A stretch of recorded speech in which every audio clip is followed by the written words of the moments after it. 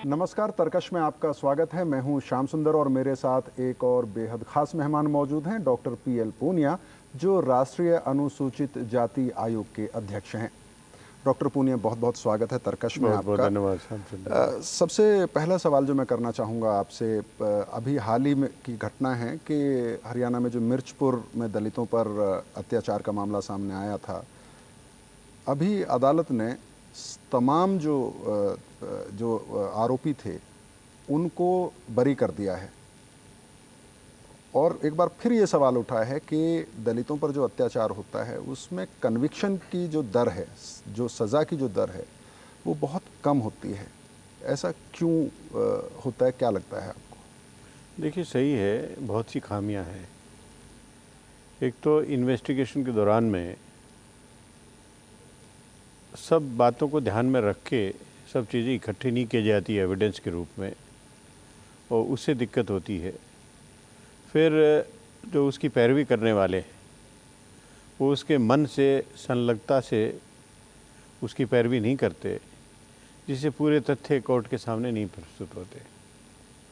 और न्यायालयों के द्वारा भी जो संवेदनशीलता दिखाई जानी चाहिए वो नहीं दिखाई जाती है। टेक्निकल एक रुख अपनाते हुए और बरी कर दिया जाता है। इसलिए कन्विक्शन रेट बहुत कम है।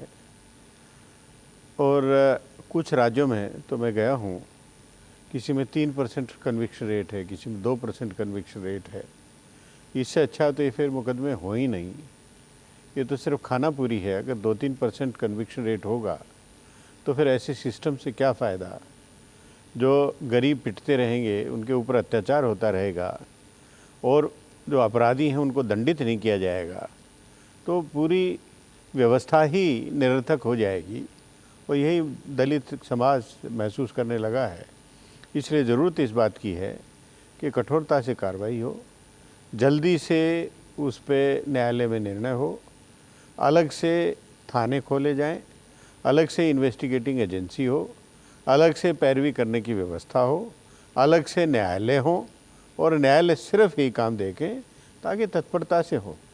2-3 महीने के अंदर अगर सज़ा हो जाए या छूट जाए, निर्णय हो जाए, मैं समझता हूँ कि इस पर अंकुश लगेगा।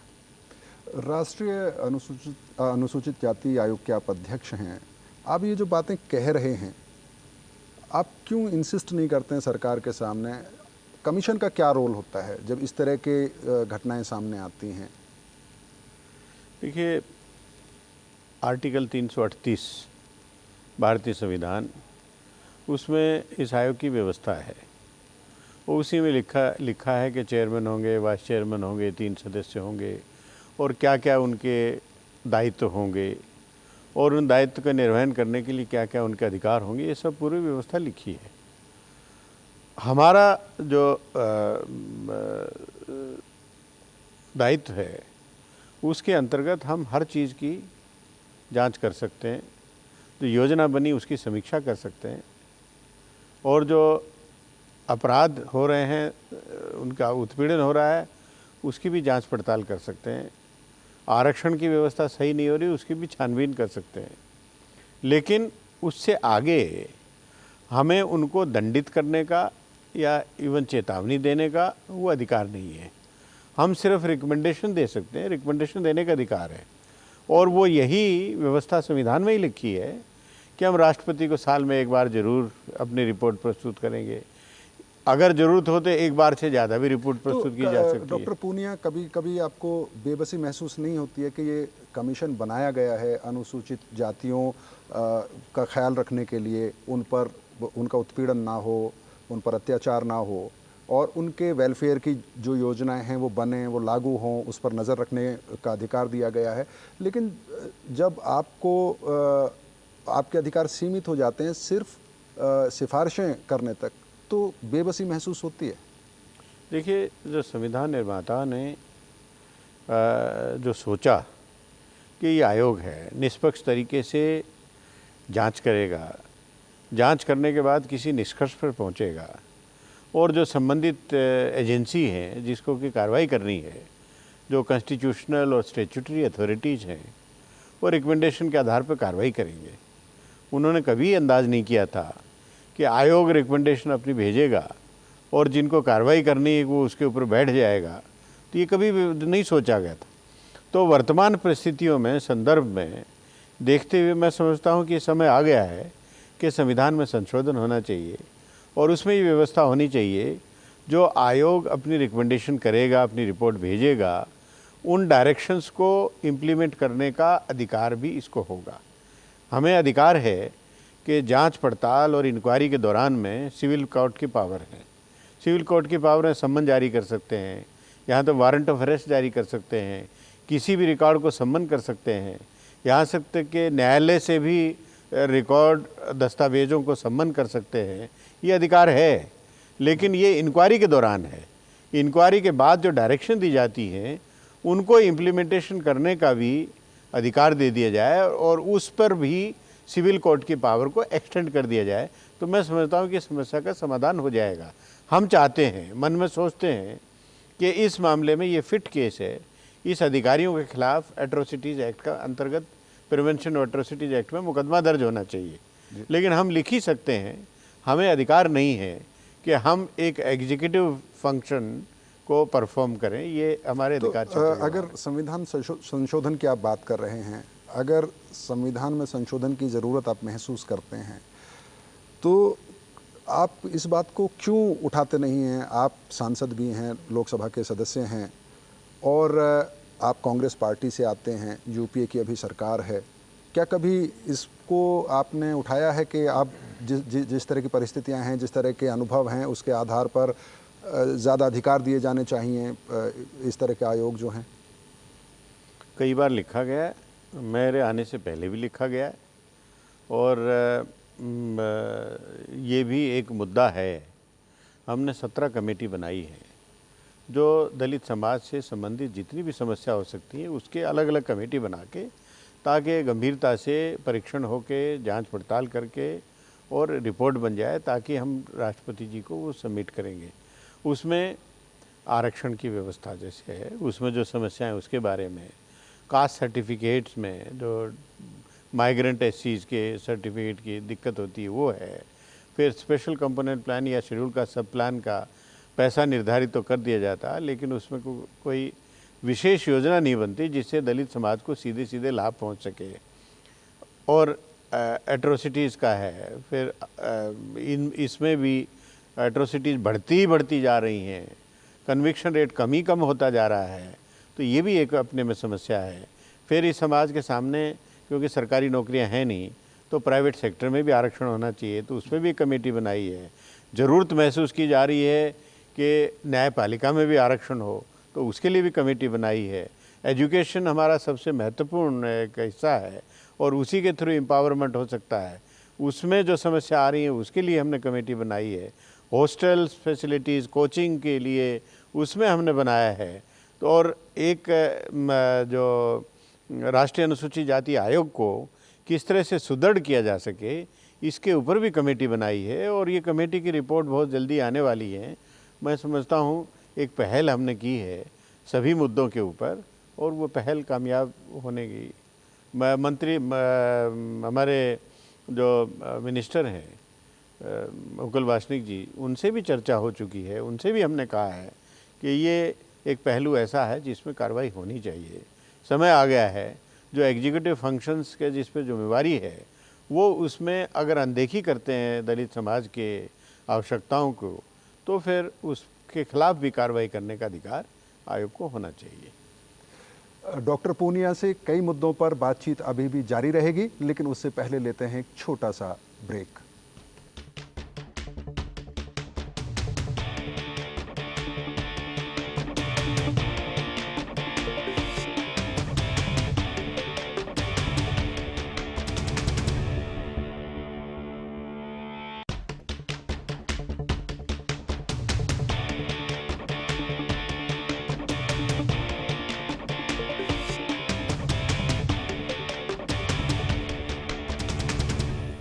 ब्रेक के बाद आपका स्वागत है। हम बात कर रहे हैं डॉक्टर पीएल पूनिया से।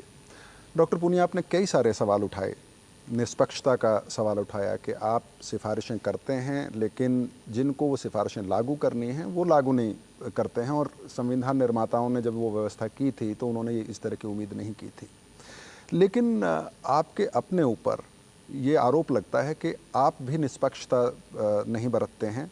जब उत्तर प्रदेश का सवाल आता है तो वहाँ दूर दराज के किसी इलाके में अगर कोई घटना हो जाए आपकी नज़र चली जाती है, लेकिन जो कांग्रेस शासित प्रदेश हैं वहाँ आपकी नज़र नहीं जाती है, वहाँ आपको सब कुछ ठीक ठाक नज़र आता है, चाहे आंध्र प्रदेश की बात हो, राजस्थान की बात हो, महाराष्ट्र की बात हो। सहमत हैं इस आरोप से? नहीं, आरोप से सहमत होने का प्रश्न ही नहीं है। और उत्तर प्रदेश में अगर कोई घटना घटित होती है तो वहाँ पर जाना मेरा दायित्व है। अगर हरियाणा में कोई घटना घटित होती है वहाँ पर जाना मेरा दायित्व है। अगर उड़ीसा में कोई घटना घटित होती वहाँ जाना मेरा दायित्व है। मैं राष्ट्रीय अनुसूचित जाति आयोग का अध्यक्ष हूँ और उत्तर प्रदेश भी उसके अधिकार क्षेत्र में आता है। कोई प्रदेश सरकार ये कहे कि यहाँ ये क्यों आता है तो मैं समझता हूँ कि वो इस संविधान की अनदेखी कर रहे हैं, संविधान के विरोध में काम करते हैं। उत्तर प्रदेश में कोई मैं नहीं कह रहा, वहाँ पर बच्चा बच्चा कह रहा है कि दलितों पर उत्पीड़न की घटनाएं बढ़ रही हैं और बढ़ रही हैं। ये कह सकते हैं कि साहब बाकी जगह भी बढ़ रही हैं, मैं मानता हूँ बाकी जगह भी बढ़ रही हैं, लेकिन सबसे ज़्यादा उत्तर प्रदेश में क्यों बढ़ रही है?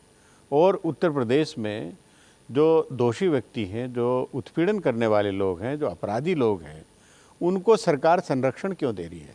थाने में रिपोर्ट दर्ज की नहीं जाती है। अगर रिपोर्ट दर्ज हो जाती है तो उस पर जो उत्पीड़न करने वाले लोगों के खिलाफ कार्रवाई नहीं होती, अपराधियों के खिलाफ कार्रवाई नहीं होती है। ये विडंबना है। और फिर मैं समझता हूँ कि उत्तर प्रदेश सरकार की छोड़ दीजिए, मैं पंजाब में भी गया, पंजाब सरकार में जो कमियां थी वो भी मैंने उजागर की। मैं कर्नाटक में गया, मैंने वहाँ भी उजागर की जितनी भी समस्याएं थी। लेकिन और पंजाब दोनों ही जगह कांग्रेस की सरकार नहीं है। मैं बता रहा हूँ, आंध्र प्रदेश गया तो आंध्र प्रदेश में मैंने वो सब पूरा किया। मैं हरियाणा गया, हरियाणा में भी जो कमियां थी वो मैं उजागर की। मैं जहाँ भी जाता हूँ मुझे मिलने के लिए सत्ता पक्ष के लोग, विपक्ष के लोग सब मिलने आते हैं और आज तक किसी भी राजनीतिक दल ने ये आरोप नहीं लगाया कि अनुसूचित जाति आयोग निष्पक्षता से काम नहीं कर रहा। डॉक्टर पूनिया, आप आंध्र प्रदेश गए, आपने कहा कि रोसैया सरकार जो थी, उस वक्त रोसैया मुख्यमंत्री थे, जब आप वहाँ गए आपने तारीफ की कि आंध्र प्रदेश सरकार बहुत अच्छा काम कर रही है। राजस्थान में मैं स्टेटमेंट मैं बता सकता हूँ ना, मैं बता सकता हूँ। मैंने वहाँ मिलकर ये कहा कि जो शेड्यूल कास्ट सब प्लान का पैसा है जी, यहाँ पर हाईवे पे खर्च हो रहा है, यहाँ पर रिंग रोड पे खर्च हो रहा है, यहाँ एड्स पब्लिसिटी पे हो रहा है, यहाँ हुसैन सागर लेक के ब्यूटिफिकेशन में खर्च हो रहा है। ये मैंने कहा और ये अखबारों में आया है, सब जगह अखबारों में आया है। मैंने इसका उल्लेख जब प्रधानमंत्री को लेटर लिखा उसमें उल्लेख किया है। हम इसमें जरा भी कोई भेदभाव नहीं करते। अब जो बात होती है स्पष्ट रूप से कहता हूँ।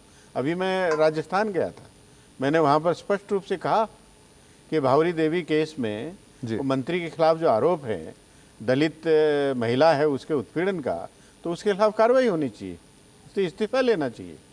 तो वहाँ पर तो कांग्रेस की सरकार है जी, कांग्रेस का मंत्रिमंडल है, वहाँ पर भी राष्ट्रीय आयोग के अध्यक्ष होने के नाते जो दलित समाज की बात आती है तो खुल के लेकिन डॉक्टर पूनिया, अगर तुलना की जाए उत्तर प्रदेश को लेकर जितनी आपकी टिप्पणी आती हैं, जितने आपके बयान और वक्तव्य आते हैं, हरियाणा की बात करें, मिर्चपुर में जब तमाम लोगों को छोड़ दिया गया, किसी को सज़ा नहीं मिली, वहाँ एक दलित व्यक्ति और उसकी बेटी को जिंदा जला के मार दिया गया और कोई उसका दोषी नहीं है, उसके बाद आपका कोई बयान, कोई वक्तव्य?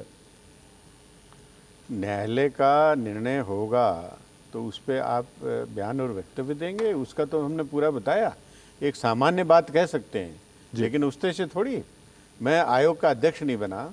मिर्चपुर कांड को सबसे पहले लोकसभा में उठाने वाला तो पीएल पुनिया था जी, हमने उठाया जी, और बराबर उसमें निरंतर समीक्षा करके उन लोगों को आर्थिक सहायता दिलाई। मैं समझता हूँ कि कई करोड़ रुपया उन लोगों को दिया गया रोजाना के भोजन के लिए, उनकी व्यवस्था के लिए, मकान, नए मकान बनाने के लिए।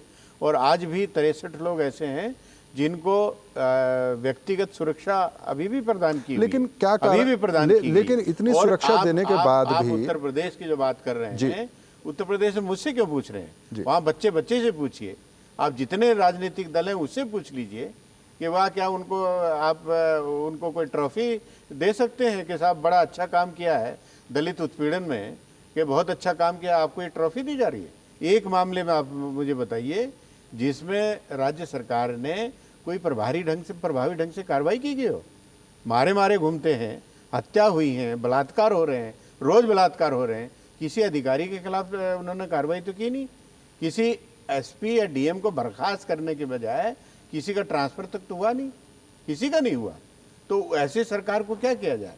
अगर किसी परिवार में, गरीब से गरीब भी अगर परिवार है, उसके परिवार में कोई उत्पीड़न होता है तो ये मेरा दायित्व है, संविधान में लिखा, आर्टिकल 338 में लिखा। उत्तर प्रदेश मेरा जाना उत्तर प्रदेश में जो दलितों पर अत्याचार हो रहे हैं वो तमाम मीडिया में आ रहे हैं, आप भी उस पर आवाज़ उठाते हैं और बिल्कुल आपका अधिकार है। लेकिन अगर जो आरोप आप या कहिए कि जो आप कह रहे हैं कि जो मुद्दे आप उठा रहे हैं उत्तर प्रदेश सरकार को लेकर और उनकी नीति को लेकर के साहब वो सज़ा नहीं दिला रहे हैं बल्कि संरक्षण दे रहे हैं उन लोगों को जो दलितों पर अत्याचार कर रहे हैं। मिर्चपुर वाले मामले में आप कह रहे हैं कि न्यायालय के फैसले पर आप टिप्पणी नहीं कर सकते, मैं उस पर टिप्पणी मांग भी नहीं रहा हूँ। लेकिन जो इन्वेस्टिगेटिंग एजेंसीज़ हैं, वहाँ की जो सरकार है, आप कह रहे हैं कि तमाम सुरक्षा के प्रबंध किए गए, लेकिन उसके बावजूद तमाम गवाह जाके हॉस्टाइल हो जाते हैं अदालत में। आप ये कहने की कोशिश कर रहे हैं कि कोई दबाव किसी तरह का नहीं था, गवाह अपने आप हॉस्टाइल हो गए जाके। तो आपने प्रश्न ही नहीं पूछा, आप प्रश्न भी पूछ रहे हैं और जवाब भी खुद दे रहे हैं। तो ये तो मैं समझता हूँ कि बहुत ही अजीब सी बात है। न्यायालय दिल्ली में, न्यायालय में सुनवाई हुई, उनके जो गवाह थे उनको भी दिल्ली रखा गया, पुलिस सुरक्षा में रखा गया और कुछ लोगों को सजा भी हुई है, 13-15 लोगों को सजा लेकिन सजा हुई है। दूसरी धाराओं में सजा हुई। सुन लीजिए, पहले धारा जो लगेंगी 15 या 17 होगी। अब उसके बाद उस न्यायालय के आदेश की समीक्षा की जाए, समीक्षा करके जिसमें अपील हो तो अपील की जानी चाहिए। मैंने तो आदेश देखा नहीं, ना ही मैंने कोई समीक्षा की है, ना ही मैं उसके अपील में जा सकता हूँ। ये उनका काम है, उसको देखेंगे।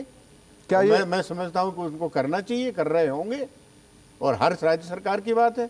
मैं तो एडमिनिस्ट्रेटिव एक्शन जहाँ राज्य सरकार में उसकी बात कर रहा था, एक जनरल जो एडमिनिस्ट्रेटिव एक्शन एग्जीक्यूटिव फंक्शन उसके ऊपर मैं टिप्पणी कर रहा था। मैं न्यायालय की टिप्पणी तो मैंने की नहीं, न्यायालय की मात्र इतनी की थी क्योंकि राज्य सरकारों की तरफ से सही ढंग से मुकदमा की पैरवी नहीं होती है, इसलिए मुकदमे छूट रहे हैं। और जो संवेदनशीलता जो न्यायालय के स्तर पर होनी चाहिए या जो पैरोकार करते हैं प्रोसिक्यूशन के, उनके द्वारा संवेदनशीलता होनी चाहिए, कानून की जानकारी होनी चाहिए, वो नहीं है। एक अलग से नज़रिए से देखने की आवश्यकता है और उसमें सभी राज्यों के लिए ये एप्लीकेबल है, कोई एक राज्य के लिए नहीं है। मैं लखनऊ यूपी की कहूँ, आप उसको हरियाणा की कहते रहिए, तो इससे कोई हल निकलने वाला नहीं।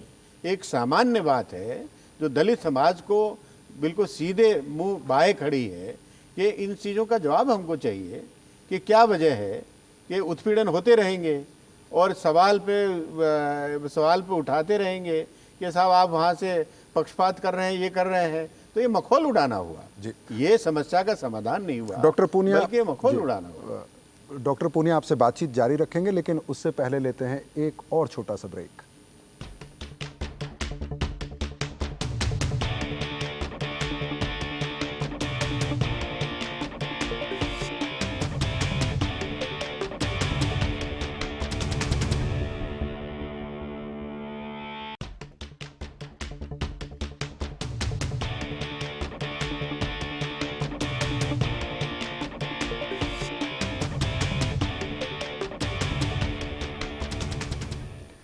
ब्रेक के बाद एक बार फिर आपका स्वागत है। हम बात कर रहे हैं डॉक्टर पीएल पूनिया से।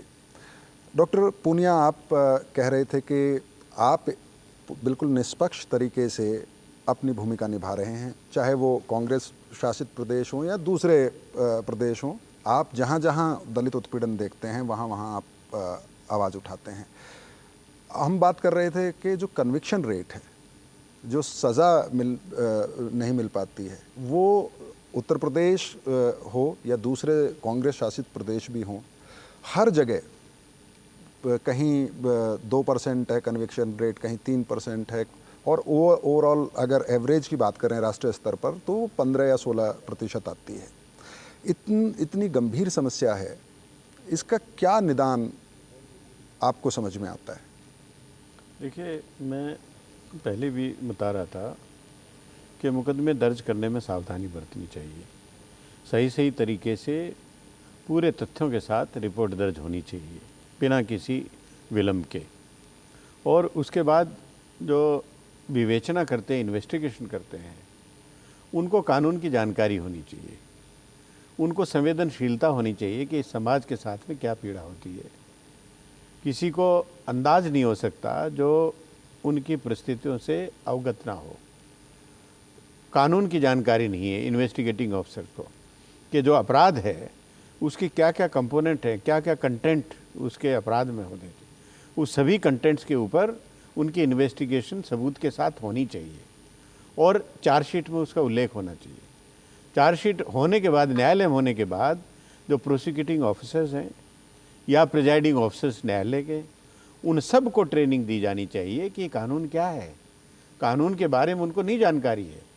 न्यायालय कहते हैं कि हमारे सामने तो जो बहस करके बताएगा उसकी हमको जानकारी होती है, लेकिन बहस करके बताने वाले, जो कानून बताने वाले लोगों को ही कानून की जानकारी नहीं है, तो वो क्या होगा? जी, ये बात आपने पहले भी कही कार्यक्रम में, लेकिन आपने जो एक महत्वपूर्ण सवाल उठाया है कि न्यायपालिका की अगर बात करें, पुलिस की अगर बात करें, संवेदनशीलता की भी कमी है, और अगर पॉलिटिकल पार्टीज़ की बात करें तो राजनीतिक इच्छा शक्ति की भी कमी है। प्राइवेट सेक्टर में आरक्षण का सवाल, न्यायपालिका में आरक्षण का सवाल आपसे पहले भी लोग उठाते रहे हैं, आप भी उठा रहे हैं, लेकिन वो लागू होता नज़र नहीं आ रहा है। आपकी अपनी पार्टी, अगर आपकी पार्टी की बात करूं, कांग्रेस की बात करूं, एक सांसद के तौर पर अगर मैं आपको देखूं, वो इच्छा शक्ति आपकी पार्टी में भी नज़र नहीं आती है। नहीं, ऐसा नहीं है। देखिए, ये तो प्रोसेस है, और उस प्रोसेस में कौन इनिशिएटिव लेता है ये इस पर निर्भर करता है। और यूपीए सरकार के द्वारा, जैसे अभी कैबिनेट ने निर्णय लिया है कि जो भारत सरकार के लेवल पे जो खरीदारी होती है, सरकारी स्तर पर खरीदारी होती है, उसका 20% हिस्सा जो अनुसूचित जाति के एंटरप्रेन्योर्स हैं उनसे खरीदा जाएगा। तो ये affirmative action, positive affirmative action की शुरुआत है। और इसी तरह से जो प्रधानमंत्री कार्यालय के माध्यम से जो उद्योगपतियों के संस्थान हैं, जैसे CII है या दूसरे PhD चैम्बर है, इन सब से संपर्क करके एक सहमति इकट्ठी की जा रही है। डॉक्टर पूनिया, ये बहुत सीमित कदम है। आपको लगता है कि सरकार की तरफ से प्राइवेट सेक्टर को अपील की जा रही है कि अफर्मेटिव एक्शन होना चाहिए? नहीं, कानून बनेगा, कानून बनना चाहिए। वो कब, कैसे कानून बनना चाहिए? देखिए, जो 1932 में जो पूना पैक्ट हुआ था, उसमें स्पष्ट लिखा था कि ये व्यक्तियों के बीच का समझौता नहीं है, ये दो समाज के बीच का समझौता है। और ये जब तक रहेगा, जब तक इसमें परिवर्तन तभी किया जाएगा जब दोनों समाज की सहमति होगी। और वो सहमति कब होगी? जब गैर बराबरी ख़त्म हो जाएगी। आज गैर बराबरी वैसे की वैसी मौजूद है। प्लानिंग कमीशन कहता है कि जितने गरीब हिंदुस्तान में हैं 50% से ज़्यादा वो दलित हैं। ये बहुत स्पष्ट है। बिल्कुल। और गरीबी है, अनुसूचित, इसमें छुआछूत है। उड़ीसा में आपने देखा होगा, मैं तो खुद गया था वहाँ मंदिर में, जहाँ पर दलितों को जाने नहीं दे रहे हैं। कर्नाटका में अलग से कप प्लेट रखे जाती है दलित समाज के लिए। एक अफसर अपना पूरा चैम्बर गोमूत्र से धुलवाता है, क्योंकि उससे पहले यही तो मेरी बात का आप समर्थन कर रहे हैं जी, कि वो छुआछूत आज भी मौजूद है। तो ऐसी परिस्थिति में कोई ये कहे कि हमारा जो 1932 में समाज था, हमको उनसे कोई लेना देना नहीं है। आफ्टर ऑल हम जो 1932 में लोग थे, उन्हीं के तो वही हमारे पूर्वज थे, हम लोग उनके वंशज हैं। लेकिन और जो दायित्व डॉक्टर पूनिया, जो संकल्प उन्होंने लिया बात से था, मैं सहमत हूं। आज भी ऐतिहासिक दायित्व है, इस समाज का दायित्व है, इस राष्ट्र का दायित्व है कि उसको माने। और उस समय प्राइवेट सेक्टर में कुछ नहीं होता था, सब सरकारी सेक्टर में था। जब आरक्षण दिया गया तो आरक्षण आज भी मिलना चाहिए। चलिए, आप ये कह रहे हैं कि आप और आपकी पार्टी प्राइवेट सेक्टर में दलितों को आरक्षण मिले इसके पक्ष में हैं और इसके लिए कोशिशें की जा रही हैं। कार्यक्रम के अंत की तरफ पहुंच रहे हैं और ऐसा नहीं हो सकता कि मैं आपको फिर उत्तर प्रदेश ना लाऊं। आप मुख्य सचिव रहे हैं 3 बार राज्य के, अभी सांसद हैं बाराबंकी से, और काफ़ी फोर फ्रंट पे आप नज़र आते हैं कांग्रेस की तरफ से, काफ़ी वोकल हैं आप। अभी चुनाव होने वाले हैं राज्य में, क्या आप चाहेंगे कि कांग्रेस की तरफ से भी एक दलित को मुख्यमंत्री के तौर पर पेश किया जाए? देखिए, कांग्रेस पार्टी में ये कोई परंपरा नहीं रही है। कांग्रेस पार्टी अपना जो राष्ट्रीय नेतृत्व को सामने रख के चलती है, जो उसकी नीतियां हैं उसको फोर फ्रंट पे लेके चलती है, और वो मैनिफेस्टो में उसका पूरा उल्लेख होता है। और उसी के आधार पर जितने भी प्रदेश हों, उसी के आधार पर वो सरकारें बनाती हैं। जब इलेक्शन हो जाता है, विधायक चुन लिए जाते हैं, तो लेजिस्लेटिव पार्टी जितने एमएलएज हैं वो बैठ के निर्धारित करते हैं कि किसको मुख्यमंत्री अगर बनाया कांग्रेस जाए। हाईकमान आपको ये जिम्मेदारी देना चाहे, आप इसके लिए तैयार हैं? नहीं, ये तो प्रिजम्पटिव क्वेश्चन है, इसका कोई आधार नहीं है। और क्योंकि ये कहा जा रहा है कि जिस तरह से आप वोकल हैं, लगातार मायावती सरकार पर नज़र रखते हैं, पैनी आलोचना करते हैं उनकी खुलकर। मैं कांग्रेस पार्टी के एक साधारण कार्यकर्ता के नाते ये मेरा दायित्व है जो मैं निर्वहन कर रहा हूँ। मुझे पार्टी की नीतियों को खुल के दमदारी के साथ में उजागर करना है, लोगों को बताना है। और जो विपक्ष में लोग हैं, वो जो उनकी नीतियाँ हैं उनका पर्दाफाश भी करना मेरा दायित्व है। और उसी के लेके मैं फोर फ्रंट पे हूँ और उसी के लिए फोर फ्रंट पे बना रहूँगा। मेरे सामने अनेक चुनौतियां हैं, उन सब का सामना करते हुए, किसी की परवाह करते हुए। डॉक्टर पूनिया, बहुत ही संक्षेप में एक सवाल पूछना चाहूँगा। ये जो राजनीतिक पंडित हैं उनका ये कहना है कि उत्तर प्रदेश कांग्रेस में ब्राह्मणों का कब्जा है, चाहे वो राज्य अध्यक्ष की बात हो, चाहे सीएलपी लीडर की बात हो, डिस्ट्रिक्ट प्रेसिडेंट्स की बात हो। कभी आपने ये मुद्दा उठाया कि दलितों को उसमें भी रिप्रेजेंटेशन मिलना चाहिए? बहुत संक्षेप में। देखिए, रिप्रेजेंटेशन सब जगह मिलना चाहिए, और दलितों को, ओबीसी को, माइनॉरिटीज़ को, सबको उसमें रिप्रेजेंटेशन मिलना चाहिए, और दिया जाता है, देने का प्रयास किया जाता है। और मैं आपको स्पष्ट रूप से बताना चाहूँगा कि प्रदेश अध्यक्ष हों, सीएलपी लीडर हों, हमारे नेता सोनिया जी हैं, राहुल जी हैं, उनके निर्देश में सब चलते हैं, और उन्हीं को लेके। डॉक्टर पूनिया, आप बहुत ही कहिए कि डिप्लोमेटिक आपने जवाब दिया है। खैर जो भी है, इसको स्वीकार करते हुए बहुत बहुत धन्यवाद आपका। आपने तर्कश के लिए समय निकाला और हमारे सवालों के जवाब दिए। बहुत बहुत शुक्रिया। आपका भी बहुत बहुत आभार व्यक्त करता हूँ कि आपने। ये थे डॉक्टर PL पूनिया, जिन्होंने तर्कश में बेबाकी से हमारे सवालों के जवाब दिए। अगले तर्कश में आपसे फिर मुलाकात होगी। नमस्कार।